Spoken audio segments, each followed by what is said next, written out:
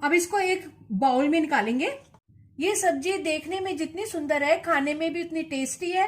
Tasty होने के साथ साथ ये हेल्दी भी है। इसको रोटी, पराठा, नान, ब्रेड, चावल किसी भी चीज के साथ सर्व कर सकते हैं। नमस्ते, मैं सुमनलता दीक्षित। आज मैं अपनी किचन में पाव भाजी को टक्कर देने वाली सब्जी शलगम के भरते की रेसिपी शेयर करूंगी। चलिए देखते हैं इसको कैसे बनाना है। थोड़ा सा हरा धनिया भी डाल देंगे ऊपर से। इस सब्जी को बनाने के लिए ये आधा किलो शलगम है। इनको धो के साफ करके छोटे टुकड़ों में काट लिया है। शलगम जो है वो अंदर से जालीदार नहीं होनी चाहिए, फ्रेश होनी चाहिए। 4 मीडियम साइज के टमाटर हैं, इनकी प्यूरी बना लेंगे। 1 प्याज है, इसको बारीक काट लेंगे। 6-7 कलियां लहसुन की हैं और आधा इंच अदरक का टुकड़ा है, इसकी पेस्ट बना लेंगे। आधा कप मटर है। गैस के ऊपर मैंने कुकर में 1 बड़ा चम्मच तेल डाल दिया। तेल मैंने सरसों का डाला है। तेल गर्म हो चुका है। अब इसमें 1/4 चम्मच हींग डाल देंगे। 1/4 चम्मच ही इसमें हल्दी डाल देंगे और अब इसमें कटे हुए शलगम डाल देंगे। थोड़ा सा इसमें नमक भी डाल देंगे। नमक बड़े ध्यान से डालना है, नमक हमें बाद में भी डालना है।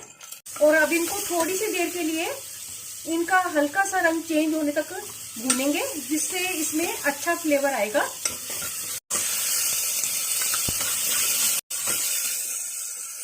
जैसे इनका हल्का सा रंग चेंज होगा, आधा कप पानी डाल देंगे। मिक्स करेंगे अच्छी तरह से और कुकर का ढक्कन लगा के इसको पकने के लिए रख देंगे।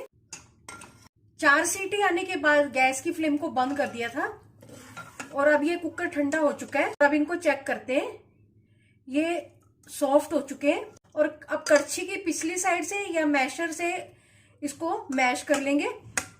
गैस के ऊपर कढ़ाई रख दी है और अब इसमें 3 टेबलस्पून तेल भी डाल दिया है सरसों का। तेल गर्म हो चुका है और अब इसमें आधा छोटा चम्मच जीरा डाल देंगे।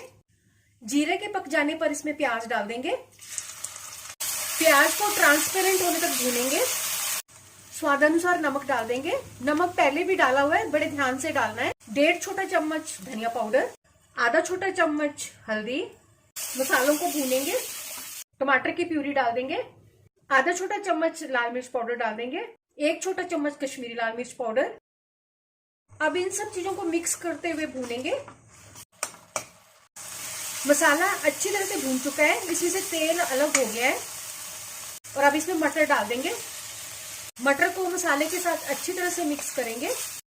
लहसुन और अदरक भी डाल देंगे और सब चीजों को अच्छी तरह से मिक्स कर देंगे।